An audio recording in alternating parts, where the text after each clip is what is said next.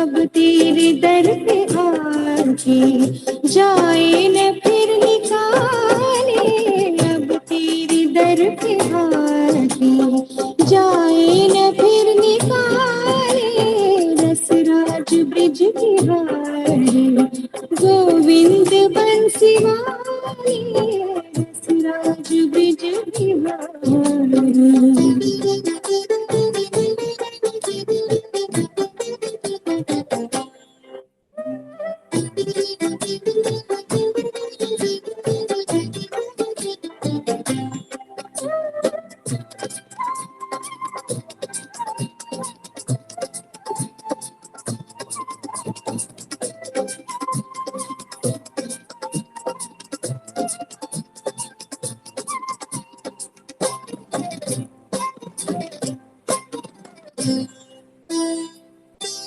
सब हमने अपना माना, तुमको कभी न जाना, सब हमने अपना माना, सब हमने अपना माना, तुमको कभी न जाना, अब तेरे हो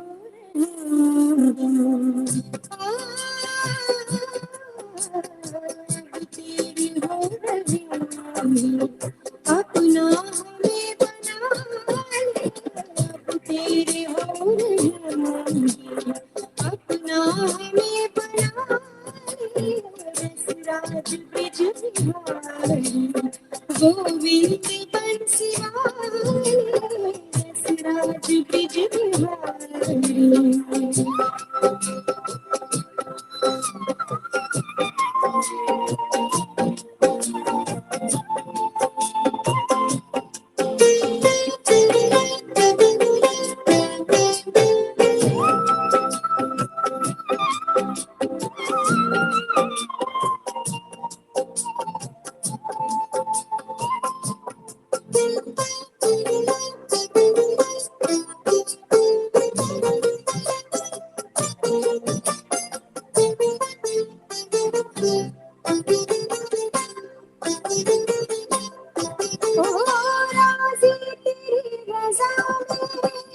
जीते तेरी कृपा में, राज़ी तेरी रज़ा में, रज़ा में,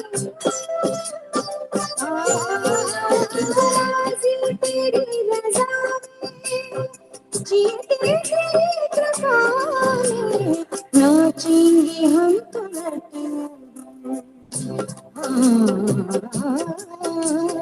नाचेंगे हम तो जैसे भी तू नचाए, नाचेंगे हम तो नटवर, जैसे भी तू नचाए, रसराज ब्रिज बिहारी गोविंद बंसी वाले, रसराज ब्रिज बिहारी।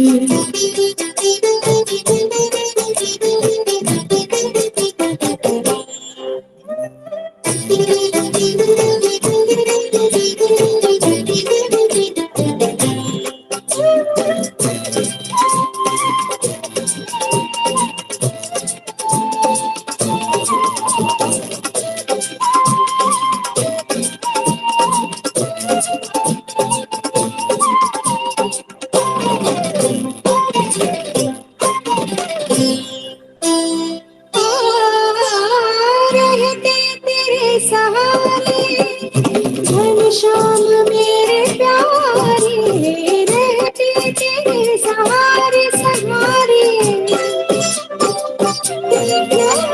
रहते तेरे सहारे घनश्याम मेरे प्यारे, हित श्री की आस है,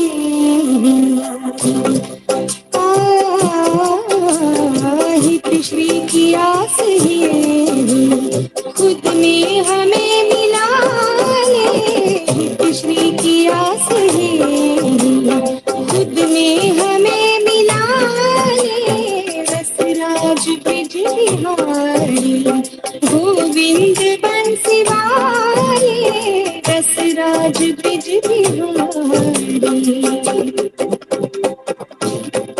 ब्रज बिहारी गिरधारी कुंज बिहारी बनवारी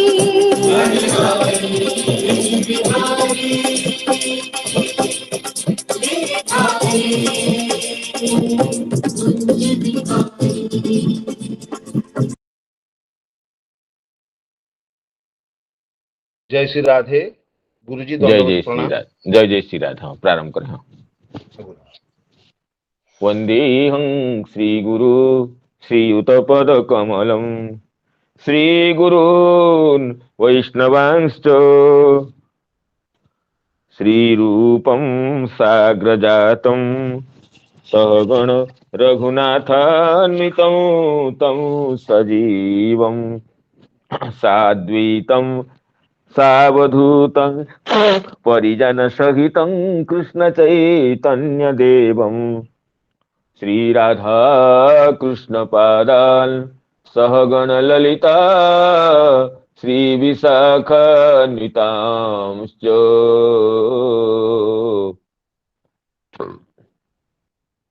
रक्ताम्भोरुहदर्पभञ्जनमः सौन्दर्यनेत्रद्वयम् मुक्ताहारविलम्बिहेम मुकुटं रत्नोज्ज्वलत्कुण्डलम् वर्षामेघसमाननीलवपुषं ग्रैवेयहारान्वितम् पार्श्वे चक्रधरं प्रसन्नवदनं नीलाद्रिनाथं भजे अनर्पितचरीं चिरात् करुणयावतीर्णः खलु समर्पयितुमुन्नतोज्ज्वलरसां स्वभक्तिश्रियम् हरिपुरटसुन्दरद्वितिकदम्ब सन्दीपितः सदा हृदयकन्दरे स्फुरतु वश्यतीनन्दनः जाग्रत्स्वप्नसुषुप्तिषु स्फुरतु मे राधा पदाब्जच्छट वैकुण्ठे नरकेऽथवा मम गति नान्यास्तु राधां विना राधा केलिकथा सुधां बुधिमः वीचिभिरन्दोलितं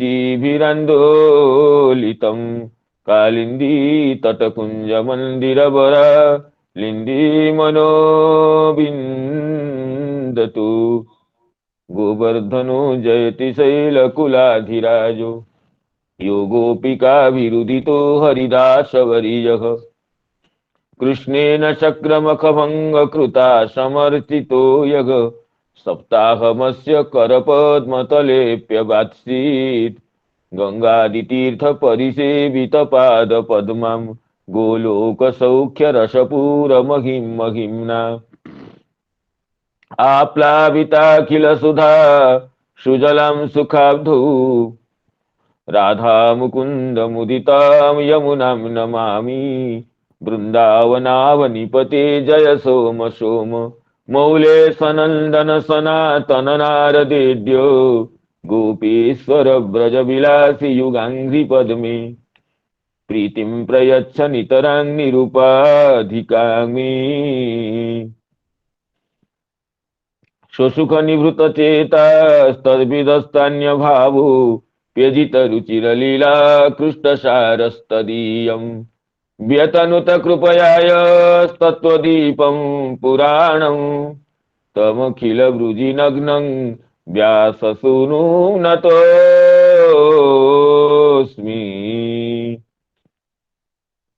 नारायणं नमस्कृत्य नरं चैव नरोत्तमं देवीं सरस्वतीं व्यासं ततो जयमुदीरयेत् मूकं करोति वाचालं पङ्गुं लङ्घयते गिरिं यत्कृपातमहं वन्दे परमानन्दमाधवं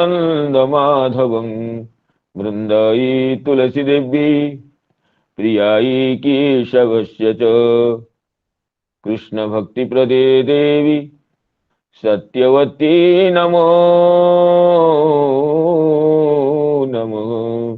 वंशकल्प तरुभ्यश्च कृपा सिन्धुभ्येव च पतितानां पावनेभ्यो वैष्णवेभ्यो नमो नमः। पतितानां पावनेभ्यो वैष्णवेभ्यो नमो नमः। श्रीमद्भागवत कथा सत्र में समवेत समस्त पूज्य चरण वैष्णव वृंद, गुरुजन वर्ग, मातृवृंद और स्निग्ध मित्र मंडली को विनम्र प्रणाम और कृतज्ञता विनिवेदन करता हूँ। आप सभी की शुभेच्छा से, परम अनुकंपा से प्रत्यह प्रातः सायं श्रीमद्भागवत कथा सुरतरंगिणी में अवगाहन करने का यह दिव्य क्षण उपस्थित होने से पुनः कृतवेदिता का विनिवेदन पूर्वक गत दिवस कथा की जहां विश्रांति हुई थी वहां से आगे कथा में प्रवृत्त होने के लिए अनुमति की प्रार्थना करता। देवर्षि नारद जी अपने पूर्व जन्म का वृत्तांत महर्षि वेदव्यास जी के सामने प्रकटित कर रहे। देवर्षि नारद जी को भगवान का यह संदेश मिला, यह अनुपम वाणी से भगवान ने ये बताया कि आप इस जन्म में दोबारा मेरा दर्शन नहीं कर सकोगे और इस शरीर त्याग के बाद तुम्हें पार्षद शरीर की प्राप्ति होगी। तो देवर्षि नारद जी पूर्व जन्म में इस संदेश से अत्यंत प्रसन्न होकर के भगवान की परम अनुकंपा का अनुभव करते हुए उस काल की प्रतीक्षा करने लगे जिस समय उन्हें पार्षद शरीर की प्राप्ति होगी। तो उनकी जीवनचर्या यह रही कि वो हतत्रप होकर के, लज्जा को छोड़ करके, मच्छरता और मद को छोड़ करके भगवान की दिव्य लीलाओं का, दिव्य नामावली का कीर्तन करते हुए समय को अतिवाहित करने लगे। एवं नामान्यनन्तस्य हतत्रपः पठन् गुह्यानि भद्राणि कृतानि च स्मरन् गतस्पृहः कालं प्रतीक्षन् विमदो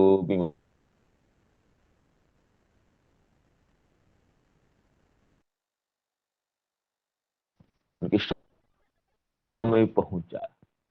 उस समय में ही पार्षद शरीर प्राप्ति के समय भी पहुंचा। तो यही कहे कि एवं कृष्णमतरि ब्रह्मन् न स श्यामलात्मनः कालः प्रादुरभूत काले त्वरित सौदामनी।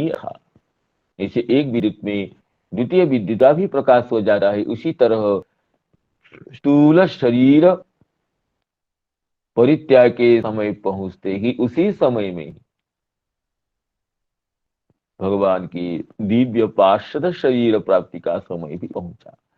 तो आगे वही कहे थे कि प्रयुज्यमाने महिताम शुद्धांग भागवतीं तनु आरब्ध कर्म निर्वाणो न्यपतत पांच भौतिक। जब भगवान के द्वारा भगवत पार्षद रूपा शुद्धा सत्वमयी तनु जिसकी प्रतिश्रुति भगवान ने दी थी, उस तनु के प्रति प्रयुज्यमाने नियमाने सती भगवता नियमाने सती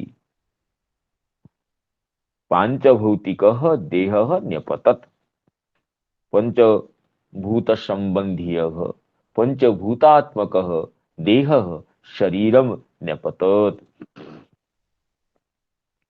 वो पंचभूतात्मक शरीर कैसा था, उसके लिए ये विशेषण दिए थे आरब्ध कर्म निर्वाण। आरब्धानाम कर्मणाम निर्वाणम यस्मिन् सः। जिस शरीर में आरब्ध कर्मों का अर्थात प्रारब्ध कर्मों का नाश हुआ था। तो ये साधारणतः ये हम समझते हैं कि शरीर त्याग होने पर आरब्ध कर्मों का प्रारब्ध कर्मों का विनाश हो गया। लेकिन श्री चक्रवर्ती पाद विशुद्ध भागवत सिद्धांत को उत्थापित करते हुए कहते हैं कि भक्त का तो प्रारब्ध वो भक्ति के साधन दशा में ही लुप्त हो जाता है। उसके बाद उसका जो शरीर रहता है वो भगवत इच्छा से रहता है, न कि प्रारब्ध वशवर्ती होकर के। जो प्रारब्ध ज्ञान की चरम दशा में भी नष्ट नहीं होता है, वो प्रारब्ध भक्ति की साधन दशा में ही नष्ट हो जाता है। यही है ज्ञान की अपेक्षा भक्ति का चरमोत्कर्ष। ज्ञान से, ब्रह्म ज्ञान से भी भगवत भक्ति का जो उत्कर्ष है, जिससे भक्त मुक्ति को भी न चाहकर, मुक्ति को ठुकरा कर भक्ति के लिए लालायित होता है, यही है कि भक्ति का महत्व कि साधन दशा में ही, अनर्थ निवृत्ति के दशा में ही भक्त के प्रारब्ध नष्ट हो जाते हैं। और जात प्रेमा भक्त के प्रारब्ध की बात ही क्या है। जात प्रेमा भक्त के प्रारब्ध रहेगा, ये तो भक्ति सिद्धांत के विरोधी है, भागवत सिद्धांत के विरोधी है। इसलिए कहे कि चक्रवर्ती पाद की जात प्रेमणाम तु भक्तानां जात प्रेमणो भक्तस्यापि प्रारब्धम तिष्ठति शुद्ध भक्तानां मत न मतम साधन दशायां एव तन्नाशात। क्योंकि इसमें जो बहुब्रीहि समास है, जिसमें प्रारब्ध कर्मों का नाश हो चुका था, अर्थात बहुपूर्वम नाश समझनी, न तो शरीर त्याग समयी। अगर यह अर्थ होता कि शरीर त्याग के समय ही प्रारब्ध कर्म का नाश हुआ, तो यहाँ सप्तम्यंत प्रयोग होता, आरब्ध कर्म निर्वाणे न्यपतत पांचभौतिक।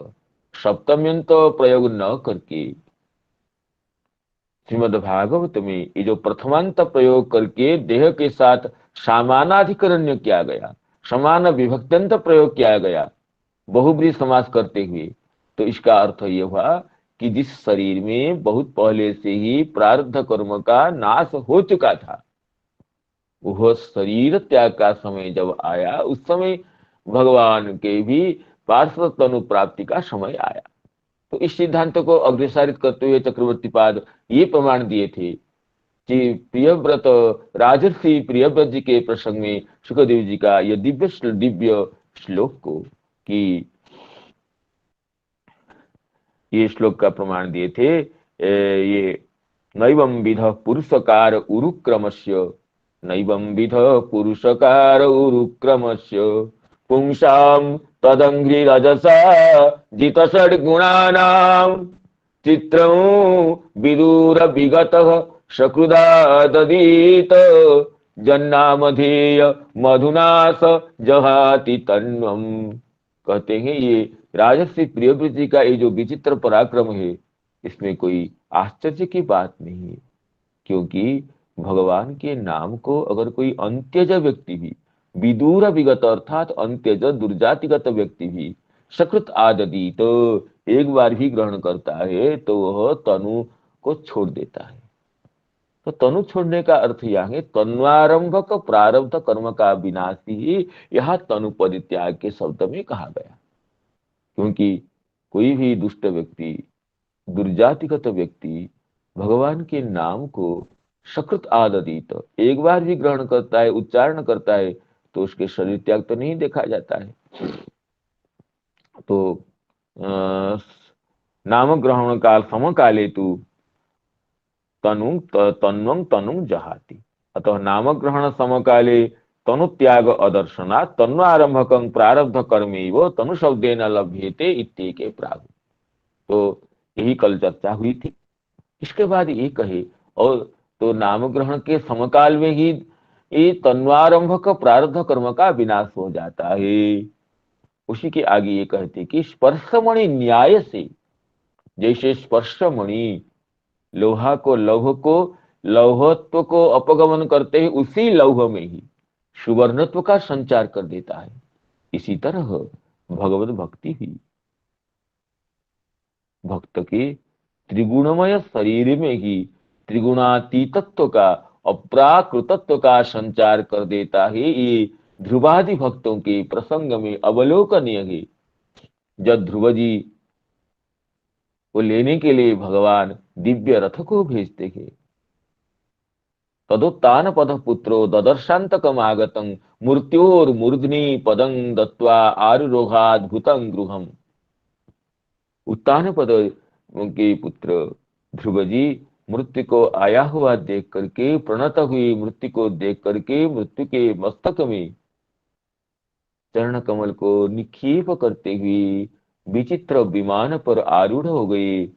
विभ्रद रूपम हिरण्मयम, अर्थात ध्रुव जी उसी शरीर में मृत्यु के अवदमित करते हुए मृत्यु को भी अनुग्रहित करते हुए, मृत्यु को भी सोपान बनाते हुए मृत्यु देवता के मस्तक पर अपने दिव्य चरण कमल का निक्षेप करते हुए भगवत दत्त विमान पर आरूढ़ हुए। यही भागवत का वचन है। इससे ये सिद्धांतित तो होता है कि ध्रुव जी का वही शरीर, जो त्रिगुणमय शरीर ही भगवत भजन से, भगवत भक्ति से त्रिगुणातीत हो गया था, इसलिए उनका शरीर पात नहीं हुआ। उसी शरीर से ये ध्रुव पद पर आरूढ़ होते हैं। मूर्त्योर मूर्ध्नि पदम दत्वा आरुरोहाद्भुतम गृहम, इस वचन का यह तात्पर्य है। लेकिन आगे से चक्रवर्ती पाद कहते हैं कि फिर भी अनेक सिद्ध भक्तों का शरीर त्याग भी देखा जाता है। उनके शरीर का संस्कार होता है, शरीर की समाधि दी जाती है, ये देखा जाता है। इसका अर्थ ये नहीं कि उनका शरीर प्राकृत था, क्योंकि प्राकृत शरीर का ही तो नाश होता है। कहते नहीं, शरीर त्याग भी देखा जाता है अनेक सिद्ध भक्तों के। इसका अर्थ ये नहीं कि उनके शरीर में प्राकृतत्व अंश वर्तमान था। जैसे अनेक सिद्ध भक्तों के शरीर त्याग भी देखा नहीं जाता है, तो उसी शरीर से भगवत धाम पधारते हैं। लेकिन ऐसे भी देखा जाता है अनेक सिद्ध भक्त, भगवत प्राप्त महात्मा भी शरीर त्याग करते हैं, उस शरीर का संस्कार किया जाता है। तो इसका अर्थ नहीं कि उनके शरीर के प्राकृतत्व अंश था। उनका शरीर तो भगवान अपनी इच्छा से शरीर त्याग जैसे दिखाते हैं। भगवता स्वयं वो कहें कि ये कि क्वचित तो मतांतरोत्खाता भावार्थं स्वभक्ता नाम देह त्यागोपि भगवता दर्श्यते इत्याहु। भगवान स्वयं अपनी इच्छा से अनेक सिद्ध भक्तों को के भी, जिनके शरीर पूर्णतया अप्राकृत है, त्रिगुणातीत है, चिन्मय है, उनके शरीर का भी परित्याग की लीला दिखाते हैं। क्यों दिखाते हैं भाई? इसलिए कि भगवत भक्ति की गोपनीयता को सुरक्षित रखने के लिए। भगवत भक्ति परम गोपनीय है, महामूल्यवती है। इसको दिखाने का, अगर समस्त भक्तों के शरीर ही चिन्मय होकर के भगवत धाम में पहुंच जाए तो भगवत भक्ति की गोपनीयता, परम रहस्यमयता का विनाश होगा। भगवान चाहते कि मेरी भक्ति की जो परम गोपनीयता है वह अधिकारी को ही पता चले। अनधिकारी व्यक्ति तो कर्म ज्ञान योग जैसे साधन है, ऐसे भगवत भक्ति भी साधन है। ज्ञान, कुछ लोग तो यही कहते हैं कि भक्ति ज्ञान का साधन है। भक्ति को साध्य मानने वाले, साध्यतम मानने वाले वो विरल ही होते हैं। और वो भगवान की भी इच्छा है। मौक्तिकं न गजी गजी चंदनं नहीं सर्वत्र। इस न्याय से भगवत भक्ति की गोपनीयता सुरक्षित रहे और मतांतर भी रहे, और अन्य मतांतर रहने से उनके साथ में भगवत भक्ति की जो महत्ता वो भी और प्रस्फुटित होती है। घनांधकारे दीप परिशोभते, यह न्याय से भगवत भक्ति की जो विरल धारा अन्य मतांतरों के साथ रहने से ही लोग भगवत भक्ति के और भगवत भक्त के भगवत भजन के अलौकिक महत्व को, अलौकिक अनुभव को समझ सकते हैं। इसलिए मतांतरोत्खाता भावार्थम, यानी मतांतराणि सन्ति तेषाम उत्खातः न भवतु, तानि मतांतराणि विलुप्तानि न भवन्तु इति धिया इति इच्छया भगवता सिद्ध भक्तानांगपि शरीर त्याग दर्श्यते। ना भगवान स्वयं प्रदर्शित करते हैं, जैसे बड़े बड़े भक्तों की भी शरीर त्याग देखा जाता है। लेकिन यही तो चक्रवर्ती पाद कहना है कि भक्त का शरीर तो ये अप्राकृत होता है, चिन्मय होता है, त्रिगुणातीत होता है। तो यही सिद्धांत हुआ कि यहाँ पर आरब्ध कर्म निर्वाण, आरब्धानाम कर्मणाम ये निर्वाण नाशः यत्र स इति बहुव्रीहि से ये उसी समय प्रारब्ध नाश नहीं हुआ, देहपात से पहले ही हुआ था, ये हुआ। तो आगे चक्रवर्ती पाद कहते हैं यथा जात प्रेमणोपि नारदस्य देह त्याग तदपि प्रारब्ध कर्म नाशो भक्त्यारंभे एवं व्याख्येय। देवर्षि नारद जी जात प्रेमा भक्त ही, उन परम भक्तों के संग से बाल्यावस्था में उन्हें प्रेम भक्ति की प्राप्ति हो चुकी थी, फिर भी उनका शरीर पात होता है, तो ये केवल भगवत इच्छा से, भगवत लीला से होता है। लेकिन उनका प्रारब्ध तो ये भक्ति की आरंभ दशा में ही हो गई थी, प्रारब्ध का नाश हो गया था, ये व्याख्या करना चाहिए। शरीर त्याग के प्रारब्ध विनाश होने पर शरीर त्याग होता है भक्त का, ये व्याख्यान तो भक्ति सिद्धांत विरोधी है, भागवत तत्वज्ञों के मत के प्रतिकूल है। अतः उस तरह भक्ति का पक्षपातिनी मति जिनके है, उनके लिए ऐसे व्याख्यान करना ठीक नहीं है।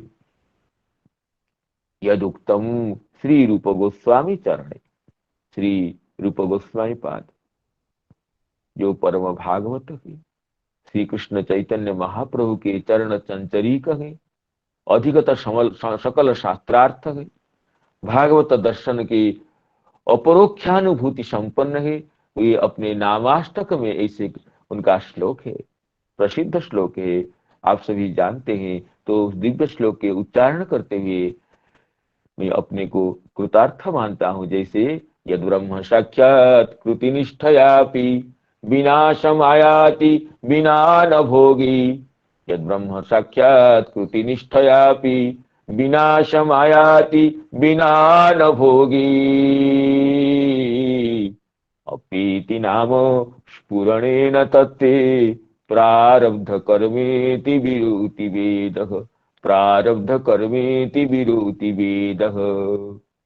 श्री रूप गोस्वामी पाद यह कहते हैं यद ब्रह्म साक्षात कृति निष्ठयापि, ब्रह्मण या साक्षात कृति तादृशी या निष्ठा तया अपि, ब्रह्म साक्षात्कार हो जाने पर भी, ब्रह्म की अपरोक्ष अनुभव होने पर भी विनाशम आयाति बिना न भोगी, भोग के बिना ये प्रारब्ध कर्म नष्ट न होता है। इसलिए कल हम लोग ये किए थे कि ज्ञानाग्नि सर्वकर्माणि भस्मसात् कुरुते अर्जुन, इस श्लोक की व्याख्या में समस्त टीकाकारों किया यह व्याख्यान है कि सर्वकर्माणि का अर्थ होता है प्रारब्ध कर्म प्रारब्ध कर्म विहाय, प्रारब्ध कर्मातिरिक्तानि सर्वकर्माणि, संचित कर्म, क्रियमाण कर्म, ये बीज रूप कर्म, इन सब का विनाश होता है ज्ञान से,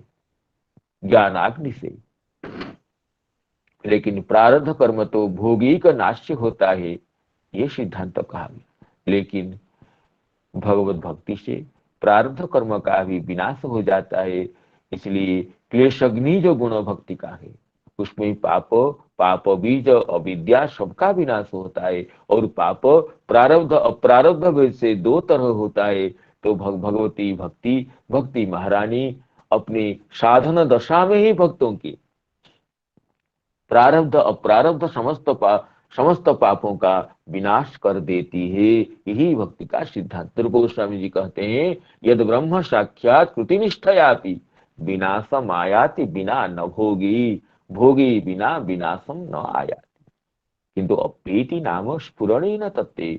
जब जिह्वा में, हृदय में नाम स्फूर्ति प्राप्त होते हैं, नाम संचारित होते हैं, तो भगवत इच्छा से भक्त के प्रारब्ध का विनाश होता है। यही वेद शास्त्र का मत है।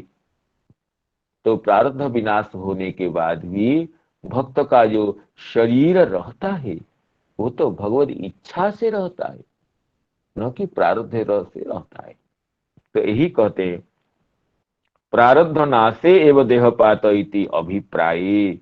अगर सुखदेव जी का, अगर श्रीमद् भागवत का यह अभिप्राय होता, प्रारब्ध नाश होने पर ही शरीरपात हुआ तो प्रारब्ध कर्म निर्वाणे न्यपतत पांच भौतिक इति सप्तम्यंतमेव पदम प्रयुज्येत इति अवधेयम्।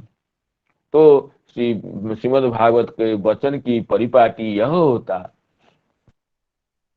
आरब्ध कर्म निर्वाणे, आरब्ध कर्मों का निर्वाण अर्थात विनाश होने पर मेरे पांच भौतिक शरीर का पतन हुआ। लेकिन देह के साथ समानाधिकरण्य करते हुए, समान विभक्त्यंत प्रयोग करते हुए ये जो शब्द पढ़ा गया है, आरब्ध कर्म निर्वाणो न्यपतत पांच भौतिक, इससे यह अर्थ स्पष्टीभूत होता है, यह अर्थ प्रकटित होता है कि ये देवर्षि नारद जी के वह शरीर पतित हुआ जिस शरीर में अनेक पहले से ही प्रारब्ध कर्म का विनाश हो चुका था। तद अप्रतुज्य बहुब्रीहि प्रयोगेण भक्तानां प्रारब्ध कर्म निर्वाणाधिकरणीभूत एव देह पतेत न तो तत् अन्य इति ज्ञापितम्। इसलिए यहाँ सप्तम्यंत प्रयोग न करते हुए जो प्रथमांत पद का प्रयोग है, इससे यह सिद्धांत सिद्धांतित हुआ कि भक्तों का आर प्रारब्ध कर्म निर्वाणाधिकरणीभूत एव देह पतेत, भक्तों का वही देह का विनाश होता है जिस देह में प्रारब्ध कर्मों का विनाश पहले ही हो चुका था और भगवत इच्छा से देह अनुवर्तन हो रहा था। यही सिद्धांत है। तो भक्त की सुख दुख भगवान की इच्छानुसार होता है, न कि प्रारब्ध कर्म के अनुसार होता है। भगवान अपने भक्त को सुख भी देते हैं भक्ति के आनुषंगिक फल के रूप में, या दुख भी देते हैं अपने अनुग्रह से हो या साधक भक्त की भक्ति अपराध जनित क्लेश को निवारण करने के लिए हो। तो इसमें कर्म के अधिकार का कोई प्रसंग नहीं है। भगवान की साक्षात इच्छा ही इसमें कारणभूता है। यही सिद्धांत को प्रतिपादित किए हैं। तो हम लोगों के लिए जो भक्ति पर अत्यंत श्रद्धा रखते हैं, हमारे लिए इस वचन को दृढ़ करके धारण करना चाहिए। क्योंकि वस्तु के महत्व का बोध होने पर, वस्तु की अलौकिकता का बोध होने पर, तो उससे उस मार्ग में चलने के लिए ये सुदृढ़ प्रेरणा होती है और तदज्ञान जनित अपराध का भी विनाश होता है। अगर हाथ में रत्न होते हुए भी कोई रत्न को नहीं समझ करके कांच समझता है तो उसे कांच का ही फल मिलता है। कांच के मूल्य से ही वो तो रत्न को भी बेच देता है। तो इसलिए आप जैसे सभी शुद्ध भक्तों को यही धारणा करना चाहिए, भगवत भक्ति से वो प्रारब्ध भी मिट जाता है जो प्रारब्ध ज्ञान से भी नष्ट नहीं होता है। जिस प्रारब्ध के लिए कहा गया है कि भोगिक नाश्य है, नाभुक्तं क्षीयते कर्म कल्प कोटि शतेरपि, ऐसा कर्म भी भगवत इच्छा से, भगवत भक्ति से, साधन भक्ति से नष्ट हो जाता है। और उसके बाद जो शरीर की स्थिति वो तो भगवत इच्छा से होता है, भगवत अनुग्रह से होता है। भक्त के सुख दुख तो भगवत अनुग्रह से ही, भगवत इच्छा से होता है। इसलिए तो भक्त अपने सुख दुख को कर्म के फल न समझते हुए, भगवान के अनुग्रह समझते हुए, भागवती इच्छा के अनुविधान के रूप में समझते हुए उसमें संतुष्ट रहता है। यही श्रीमद् भागवत के सिद्धांत है। तो इस सिद्धांत में हमें पूर्णतया विश्वास आस्था स्थापन करते हुए भक्ति की अनुपम मंदाकिनी में अवगाहन करना चाहिए। तो यही सिद्धांत हुआ कि तद प्रयुज्य बहुब्रीहि प्रयोगेण भक्तानां प्रारब्ध कर्म निर्वाणाधिकरणी भूत एव देह पतेत न तो ततोन्यैति ज्ञापितम।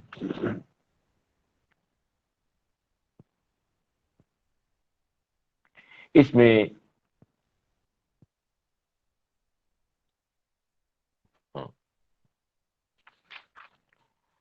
प्रयुज्यमाने महितां शुद्धां भागवतीं तनु आरब्ध कर्म निर्वाणो न्यपतोत्पाञ्चभूतिकः। आरब्ध कर्म निर्वाणो न्यपतोत्पाञ्चभूतिकः। कल्पान्त इदमादाय शयानेऽम्भस्युदन्वतः। कल्पान्त इदमादाय शयानेऽम्भस्युदन्वतः।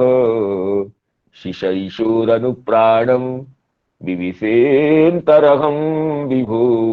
शिशैशोरनुप्राणं विविशेन्तरहं विभो। तो देवर्षि नारद जी कहते हैं कि जब इसे भगवत शरीर तो प्राप्त हो गया था, फिर भी जो ये प्रसंग है कि कल्प के आरंभ में ब्रह्मा जी के उत्संग से देवर्षि नारद जी का जन्म होता है। यह इसलिए कहा गया है कि जब कल्प की समाप्ति होती है, जो ब्रह्मा जी संपूर्ण सृष्टि को समेट करके भगवान के श्री विग्रह में विश्राम लेते हैं, मैं भी उस समय ये भगवान की ये शरीर में विश्राम किया था, जिससे फिर सृष्टि के प्रारंभ में मुझे प्रकटित होना पड़ा ब्रह्मा जी के शरीर से। तो ये है कि कल्प के अंत में जिस समय भगवान नारायण एकार नव में अर्थात प्रलय कालीन समुद्र में शयन करते हैं, उस समय उनके हृदय में शयन करने की इच्छा से इस सारी सृष्टि को समेटकर ब्रह्मा जी जब प्रवेश करने लगे, तब उनके श्वास के साथ मैं भी उनके हृदय में प्रवेश कर गया था, ब्रह्मा जी के हृदय में प्रवेश कर गया था। फिर जब सृष्टि का प्रारंभ हुआ तो ये वचन आया कि उत्संगा नारदो यज्ञी। ब्रह्मा जी के उत्संग से ये गोद से देवर्षि नारद जी प्रकटित हुए थे। तो देवर्षि नारद जी का ये जन्म नहीं है। देवर्षि ब्रह्मा जी जैसे विश्राम कर रहे थे और कल्प के आरंभ में, सृष्टि के प्रारंभ में पुनः निद्रा की अपगति के बाद उठते हैं, ऐसे ही देवर्षि नारद जी भी प्रकटित होते हैं। तो इसके टीका को देखते हैं श्रीधर स्वामी जी के वचन को। कहते इदं त्रैलोक्यं आदाय उपसंहृत्य उदन्नतः एकारनवस्य अंभसि शयाने श्री नारायणे शिशैषो नाम शयनं कर्तुम् इच्छुः। शयितुम् इच्छुः शिशैषुः तस्य शिशैषुः। विभो ब्रह्मणो अंतर्मध्यम अनुप्राणम नाम निश्वासेन सह विविशे प्रविष्टः अहम। तो इसमें ततोवतीर्य विश्वात्मा देहमाविश्य चक्रिणः अवाप वैष्णवी निद्राम एकी भूयात विष्णुना इति कौरुमोक्ते। कूर्म पुराण का यह वचन है। जब कल्प की समाप्ति होती है, जब प्रलय का समय आता है, तो कहते हैं ततोवतीर्य विश्वात्मा देहमाविश्य चक्रिण हिरण्यगर्भ पुरुष समष्टि जीव जो ब्रह्मा जी हैं, वे देहम आविश्य चक्रिण श्री श्रीमन नारायण के शरीर में आविष्ट होकर के वैष्णव उनसे एकीभूत होकर के वैष्णवी निद्रा में शयन करते हैं। अब आप वैष्णवी निद्रा में एक ही भूयात विष्णुना, ब्रह्मा जी हिरण्यगर्भ पुरुष समष्टि जीव रूप ब्रह्मा जी, ये भगवान नारायण के साथ चक्रधारी के साथ एकीभूत होकर के वैष्णवी निद्रा में शयन करते हैं। ये कूर्म पुराण का वचन है। तो स्वायने अंभसीति पाठ है, स्वायने स्वस्य अयने, कहीं कहीं ये पाठ भेद है कि ये स्वायने अंभसी, शयाने अंभसी तो पाठ हो गया ब्रह्मा जी के शयन करने पर, स्वायने अंभसी पाठ करने पर यह अर्थ होगा कि स्वायने स्वस्य अयने आश्रयी, अपने आश्रय जो अंभ है, अंभसी शिशैशोर ब्रह्मण इति श्री नारायणेन अभेद विवक्षया उक्तम इति अवगंतव्य। तो शिशैशो ब्रह्मण, तो इसमें नारायण के साथ अभेद विवक्षा करते हुए यहाँ पर शिशैशो ब्रह्मणों कहा गया। ब्रह्मा जी भी नारायण के ही अवतार हैं। ये रजोगुण को स्वीकार करके श्रीमन नारायणी सृष्टि के लिए ब्रह्मा के रूप में प्रकटित होते हैं। तो उनसे तादात्म विवक्षा से, अभेद विवक्षा से शिशैशो हो, शयन करने की इच्छा करने वाले ब्रह्मा जी के अंतर में वही प्रविष्ट हुआ, ये प्रयोग ये अभेद विवक्षा में किया गया। इसमें इसलिए श्री जीव गोस्वामी पाद क्रमसंग्रह में ये कहते हैं कि विविश इत्यादि लीलया एवं इति ज्ञेयम्। ये देवर्षि नारद जी भी ब्रह्मा जी के हृदय में प्रवेश करके शयन करते हैं, ये लीला ही समझना चाहिए, न कोई इसमें अन्यथा व्याख्यान करना चाहिए।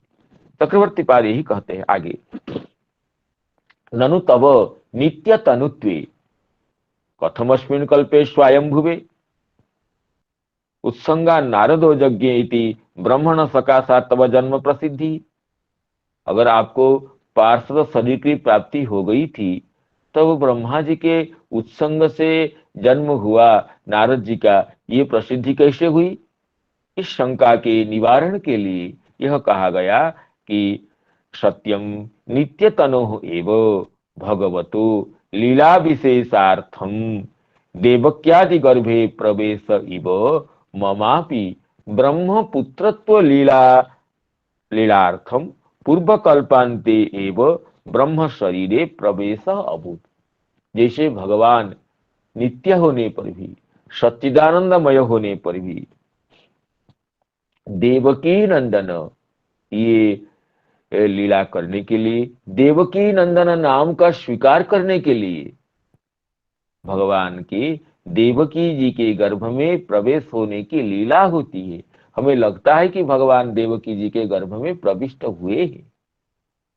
नित्य तनु होने पर भी लीला विशेष की सिद्धि के लिए भगवान देवकी गर्भ में प्रविष्ट होते हैं, देवकी जी के गर्भ में। इसी तरह कहते हैं कि चक्रवर्ती पाद ब्रह्मा जी के शरीर में जो देवर्षि नारद जी प्रविष्ट हुए कल्प के अंत में, और पुनः सृष्टि के प्रारंभ में ब्रह्मा जी से प्रकट होते हैं, इससे नारद जी ब्रह्मा जी के पुत्र हैं, ब्रह्म पुत्र हैं, ये लीला की सिद्धि होती है। और ये नहीं कि ब्रह्मा जी के पुत्र होने से नारद जी के तनु, नारद जी के शरीर ये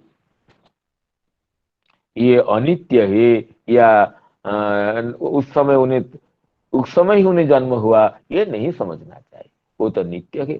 फिर भी कल्प के प्रारंभ में ये इसलिए प्रकट होते हैं देव ब्रह्मा जी से कि ब्रह्म पुत्र होने की लीला करना उनको अभिप्रेत है। इसलिए जब ब्रह्मा जी नारायण के शरीर में शयन करते हैं कल्प के अंत में, तो देवर्षि नारद जी भी ब्रह्मा जी के प्राण के साथ, श्वास के साथ उनके हृदय में प्रविष्ट होकर शयन करते हैं। ये भी लीला विशेष है, नहीं तो ये भी शयन नहीं कर सकते थे, ये भी वैकुंठ में रह सकते थे। लेकिन ब्रह्म पुत्रत्व लीला की सिद्धि के लिए देवर्षि नारद जी भी ब्रह्मा जी के साथ श्रीमन नारायण के एकार्णव के शयन करने के समय शयन करते हैं। और जब पुनः सृष्टि का प्रारंभ होता है, तो ब्रह्मा जी के उत्संग से देवर्षि नारद जी प्रकट होते हैं और ब्रह्मपुत्र नारद यह प्रसिद्धि होती है। इदम त्रैलोक्यं आदाय उपसंहृत्य उदन्वतः एकार्णवस्य अंभसि शयाने श्री नारायणे शिशईशो शयनम कर्तुम इच्छो विभो ब्रह्मण अंतर मध्यम अनुप्राणं विविशे प्रविष्ट अहम। वही बात है कि ब्रह्मा जी जब शयन करने की इच्छा करने लगे उस समय में अनुप्राणम ब्रह्मा जी के निश्वास के साथ के श्वास के साथ में उनके हृदय में प्रवेश किया। तो इसलिए कुर्म पुराण के वचन को भी चक्रवर्ती पाद उद्धार करते हैं। ततोवतीर्य विश्वात्मा देहमाविश्य चक्रिण अवाप वैष्णवी निद्राम एकी भूताथ विष्णुना इति कुर्मोक्ति। वही स्वायने अंभसीति पाठे स्वस्य अधिकरणे अंभसी इति नारायणेन अभेद विवक्षया इति मंतव्य। कल्पांत इदमादाय शयानेम्भस्युदन्वतः कल्पांत इदमादाय शयानेम्भस्युदन्वतः शिशैशोरनुप्राणं विविशेऽन्तरहं विभो शिशैशोरनुप्राणं विविशेऽन्तरहं विभो। सहस्रयुग पर्यन्ते उत्थायेदं शुश्रूक्ष्यतः मरीचिमिश्रा ऋषयः प्राणेभ्योऽहं च जज्ञिरे मरीचिमिश्रा ऋषयः प्राणेभ्योऽहं च जज्ञिरे। कहते हैं तो कल्प के बाद जब सृष्टि का प्रारंभ हुआ तब ये जब मरीचि आदि ऋषियों का प्राकट्य हुआ उस समय जब ब्रह्मा जी निद्रा से उठ करके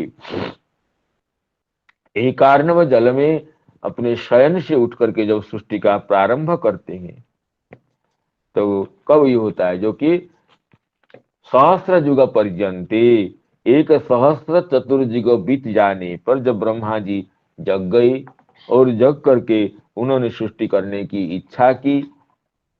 शुश्रूक्ष्यतः नाम सृष्टि कर्तुम इच्छतः तो उनकी विभिन्न इंद्रियों से ये दक्ष अंगुष्ठ से ये इत्यादि जो कहा गया है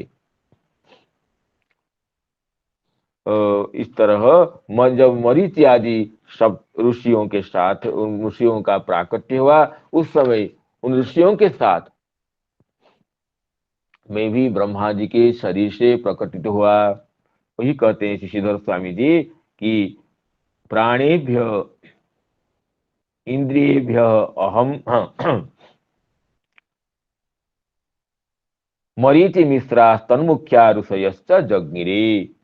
मरीचि प्रभृति जो ऋषिगण है तो उनके साथ मेरा भी ब्रह्मा जी के विभिन्न शरीर से प्राकट्य हुआ। लेकिन उससे पहले बहुत पहले ही मुझे पार्षद शरीर की नित्य शरीर की प्राप्ति हो चुकी थी।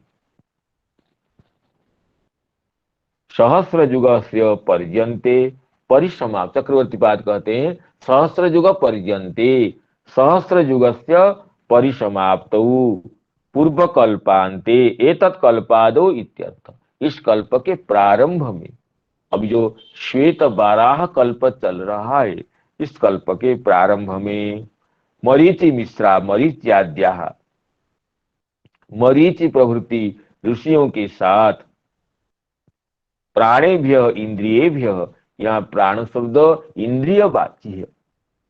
ब्रह्मा जी के जो विभिन्न इंद्रियों से मन से वाणी से बुद्धि इत्यादि विभिन्न इंद्रियों से विभिन्न ऋषियों का प्राकट्य हुआ उस समय ब्रह्मा जी के उत्संग से गोद से मेरा प्राकट्य हुआ था। यज्ञ तो यज्ञ महे इति वक्तव्य यज्ञ आश्रम तो प्राणेभ्य अहं च यज्ञिरे तो भयंक होने से कर्ता यहाँ पर यज्ञ महे प्रयोग होना चाहिए। तो यज्ञ ये जो प्रयोग है ये आर्षक है ये चक्रवर्ती पाद जी के कहना है। सहस्र युग पर्यन्ते उत्थायेदं शुश्रूक्ष्यतः उत्थायेदं शिश्रुक्ष्यतः मरीचिमिश्रा ऋषयः प्राणेभ्यो हं च जज्ञिरे अंतर्बहिश्च लोकां स्त्रीन् पर्जीयस्कन्दितव्रतः अंतर्बहिश्च लोकां स्त्रीन् पर्जीयस्कन्दितव्रतः अनुग्रहान् महाविष्णु रविघात गति क्वचित् अनुग्रहान् महाविष्णु रविघात गति क्वचित्।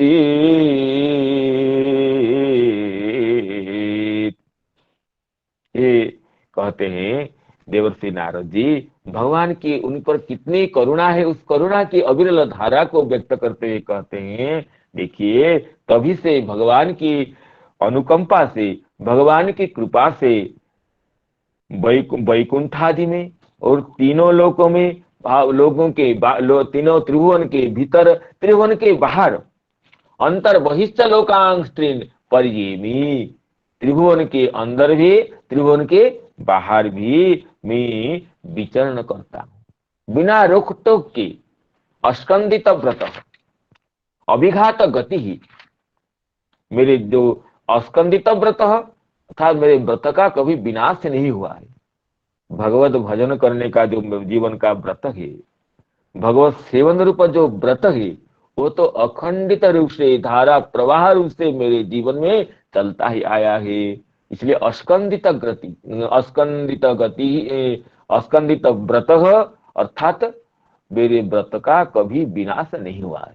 अभिघात गति ही, त्रिभुवन के बाहर हो या त्रिभुवन के अंदर हो, कहीं भी जाने के लिए मेरी गति में बाधा नहीं है, कहीं रोक टोक नहीं है। ये भगवान की अनुकंपा का फल है। मैं अखंडित व्रत हो करके, अभिघात गति हो करके मैं भगवान की गुणगान करते हुए विचरण करता हूँ। अब इसके टीका को देखते हैं। श्री श्रीधर स्वामी पाद कहते हैं ये कर्मिण से बहिर न जानती, ये तप आदि भी ब्रह्मलोकं गतास्ते अंतर न जानते। देखिए श्री श्रीधर स्वामी जी अत्यंत सुंदर व्याख्यान करते हुए कहते हैं जो कर्मी होते हैं, जो सकाम कर्म इत्यादि करके, ये यज्ञादि करके इन्हें स्वर्ग की प्राप्ति हुई है, वो त्रिभुवन के अंदर ही रहते हैं। ये स्वर्ग तत्त यज्ञ के साधन के फल के रूप में ये स्वर्ग में रहते हैं या त्रिभुवन के अंदर में ही सुख का भोग करते हैं। ये त्रिभुवन से बाहर नहीं जा सकते कर्मीगण। और जो ज्ञानी है, जो तपस्या आदि के प्रभाव से त्रिभुवन के बाहर जाकर के ब्रह्मलोक आदि में है, वो त्रिभुवन में नहीं आते हैं, क्योंकि बंधन के भय से। स्वर्ग आदि में या पृथ्वी में आने में भय करते हैं, क्यों ना, बंधन के भय से। देखिए जो कर्मी है वो त्रिभुवन के अंदर ही रहते हैं, स्वर्ग में हो या अंतरिक्ष में हो या मर्त्य में हो। और जो तपस्या आदि से त्रिभुवन को अतिक्रम करके सत्यलोक आदि में है, जन्म तपसत्य आदि में है, ये अंतर न जानती, त्रिभुवन के अंदर आने के लिए भयभीत रहते, नहीं आते हैं, क्योंकि बंधन के भय से। पता नहीं किस समय कैसे बंधन हो जाए। लेकिन अहं तु महाविष्णु हो अनुग्रहात अखंडित ब्रह्मचर्य व्रत सन अंतर बहिश्च पर्जेमी पर्यटामी। भगवान महाविष्णु के, मेरे इष्ट देव के अनुग्रह के प्रभाव से मुझे कहीं भी जाने के लिए न भय है, न कोई प्रतिबंधक है। मैं त्रिभुवन से बाहर भी रहता हूं, त्रिभुवन के अंदर भी रहता हूं। अभिघात गति ही, मेरी गति का कहीं भी विघात, कहीं रोक टोक, कहीं प्रतिबंधक नहीं है। अनुग्रहान महाविष्णु और अस्कंदित व्रत क्वचिदपि अप्रतिघाता अप्रतिहता गतिर्जस्य। अभिघात का अर्थ है विघाता नाम अप्रतिहता गतिर्जस्य। तो इस तरह श्री कहते हैं, हाँ,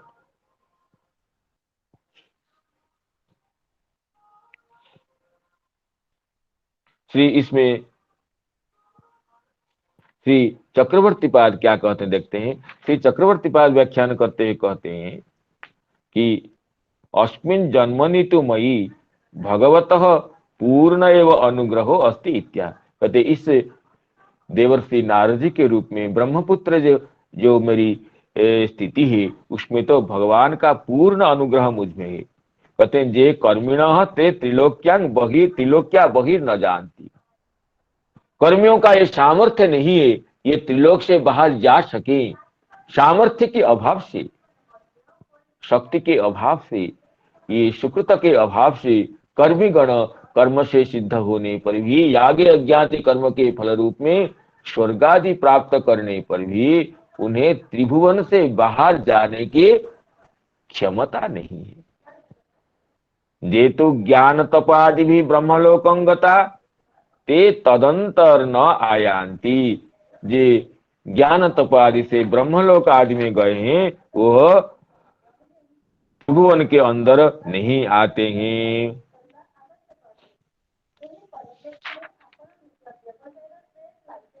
अहं तो भगवतः,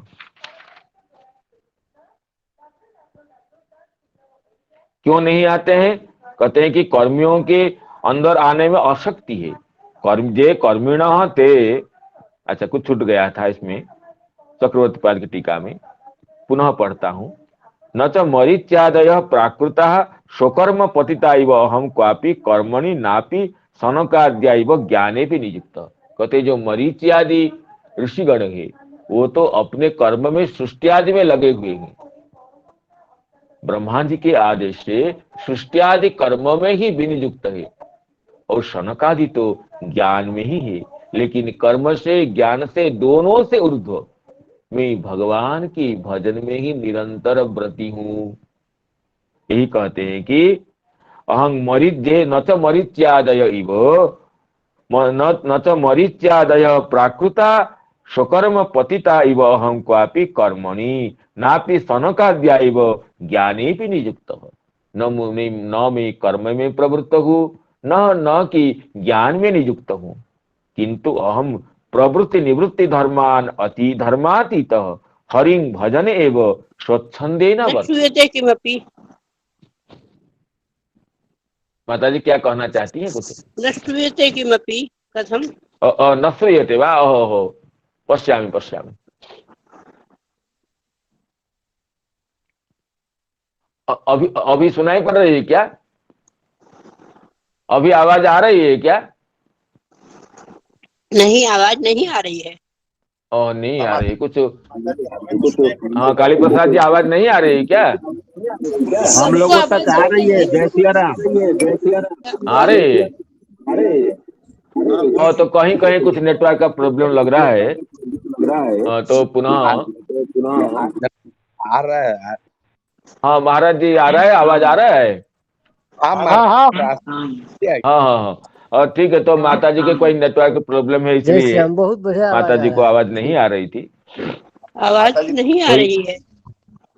और माता जी आपके नेटवर्क कोई प्रॉब्लम है, बाकी श्रोतृगण तो कह रहे हैं कि आवाज आ रही है। लगता है कि उस जगह में आ रही है आवाज। जी जी बता रहे हैं, तो आवाज आ रही है। माता जी आप टीप करके फिर भी जा करिए। और सबको आवाज आ रही है क्या? माता जी आप एक बार फिर उसको फिर दोबारा ज्वाइन कीजिए। हो गया। कहीं नेटवर्क प्रॉब्लम है, इसलिए दोबारा ज्वाइन कीजिए, तो लेफ्ट होकर के तो फिर वो कनेक्शन हो सकता है, ये बता रहे हैं। तो ये कहे चक्रवर्ती पाद कह रहे हैं, न च मरीच्यादयः प्राकृता स्वकर्म पतिता इव अहम क्वापि कर्मणि नापि सनकाद्या इव ज्ञाने भी नियुक्त, किंतु अहम प्रवृत्ति निवृत्ति धर्मातीत हरिं भजन एव स्वच्छंदेन वर्तेष्याह। तो मैं तो प्रवृत्ति निवृत्ति दोनों धर्मों से अतीत होकर के स्वच्छंदतया भगवान के भजन में ही, भगवान के भजन रूप व्रत में ही मैं दीक्षित हूँ, न कर्म में न ज्ञान में, कर्म ज्ञान उभयातीत होकर के मैं भगवान की भक्ति में ही लगा हुआ हूँ।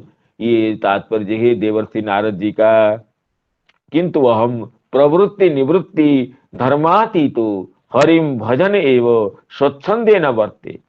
तो आगे कहते हैं स्पष्ट करते हुए श्री चक्रवर्ती पाद, ये कर्मिणः ते बहिर न जानती अशक्ति।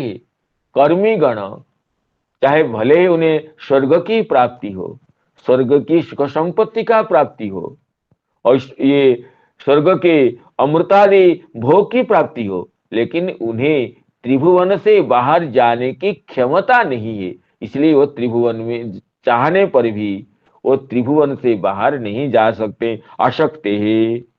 और जो तप आदि भी ब्रह्मलोकंगता अंतर न जानते कर्म बंधन भीते है। तपस्या आदि के प्रभाव से जो ब्रह्मलोक तक पहुंच गए हैं, त्रिभुवन से बाहर है, वे भी तीनों भुवनों में अपनी इच्छा से आने का पसंद नहीं करते हैं। क्यों? कर्म बंधन भीते। पता नहीं किसी स्थिति में किस तरह हमें कर्म के बंधन में आ जाना पड़े, कर्म बंधन के अधीनस्थम हो जाएंगे। इस भय से, इस भीति से जो ऋषिगण ये तपस्या आदि के प्रभाव से ब्रह्मलोक आदि में है, वे त्रिभुवन में आते नहीं है। अर्थात कुछ तो जो बाहर है अंदर नहीं आते हैं, जो अंदर है वो बाहर नहीं जा पाते हैं। लेकिन देवर्षि नारद जी की ये विलक्षणता है, ये कहते हैं कि अहं तु अखंडित स्वभक्ति निष्ठ अस्कंदित व्रत। इसका अर्थ किए हैं चक्रवर्ती पाद की अखंडित स्वभक्ति निष्ठ। मेरी जो भक्ति की निष्ठा कभी भी खंडित नहीं हुई है, इसलिए अखंडित स्वभक्ति निष्ठ, अखंडित भक्ति निष्ठ होकर के होने से ये अंतर्बहिश्च पर्जेमी पर्यटामी। पर्जेमी का अर्थ पर्यटामी, त्रिभुवन के अंदर भी रहता हूँ, न त्रिभुवन के अंदर जाने। देखिए देवर्षि नारद जी खुद जाकर कंस जैसे असुर को भी संदेश देते हैं, असुर के पास ही पहुंच जाते हैं, और असुरगण भी देवर्षि नारद जी को सम्मान करते हैं, उनके वचन को अपने मस्तक पर धारण करते हैं। कंस आदि जो दुष्ट असुर है, जिनके पास जिनको देखने के लिए भी देवतागण भयभीत होते हैं, लेकिन ऐसे असुरगण को भी ये संदेश देते हैं, उपदेश देते हैं। असुरगण भी देवर्षि जी की वाणी को ये सम्मान देते हैं, स्वीकार करते हैं, शिरोधार्य मानते हैं। तो त्रिभुवन में आते हैं, और त्रिभुवन से बाहर ब्रह्मलोक हो चाहे वैकुंठ तक हो, ब्रह्मांड के भीतर, ब्रह्मांड के बाहर, त्रिभुवन के अंदर, त्रिभुवन के बाहर देवर्षि नारद जी अखंडित गति, अविघात गति होकर के, अखंडित व्रत होकर के भ्रमण करते हैं। ये कहते हैं चक्रवर्ती पाद, जन्मा बहिर्ब्रह्मांडाद महावैकुंठादपि अतएव उक्तम। कहते हैं अंतर बहिष्ठ लोकांस्थिन। बहि का यह अर्थ हो सकता है कि त्रिभुवन से बाहर, अथवा ये ब्रह्मांड के बाहर। ब्रह्मांड के अंदर भी मैं जा सकता हूँ, और ब्रह्मांड के बाहर जहाँ महावैकुंठ है, महाविष्णु के निवास स्थान है, वहां भी जाने में मुझे कोई बाधा नहीं है। अतएव उक्तम नारसिंह।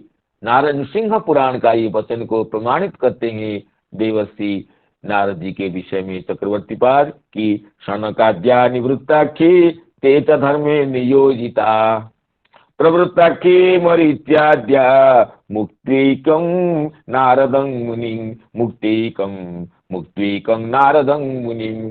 कहते हैं शनकादि महर्षि तो निवृत्ति धर्म में निरत नहीं, निवृत्ति धर्म में निरत है, निवृत्ति धर्म में निरत है, ज्ञान मार्ग में प्रविष्ट है, निवृत्ति मार्ग के अधिनीभूत है। और मरीचि आदि ऋषिगण प्रवृत्ति धर्म में प्रविष्ट हैं।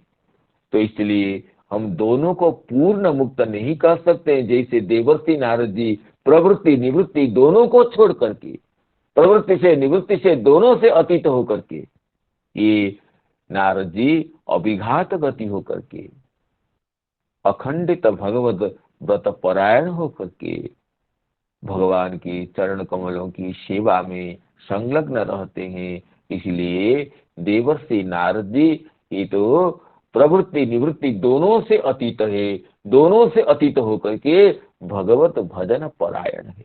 ये नृसिंह पुराण के वचन को प्रमाण देते हैं।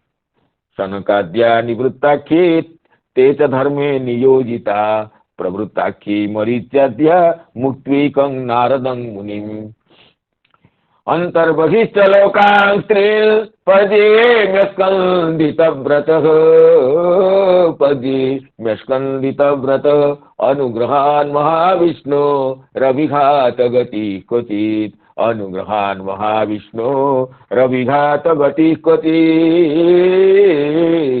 हरे कृष्ण कृष्ण कृष्ण हरे हरे, हरे राम राम राम हरे हरे। जय जय श्रीमद् भागवत महापुराण की जय। समस्त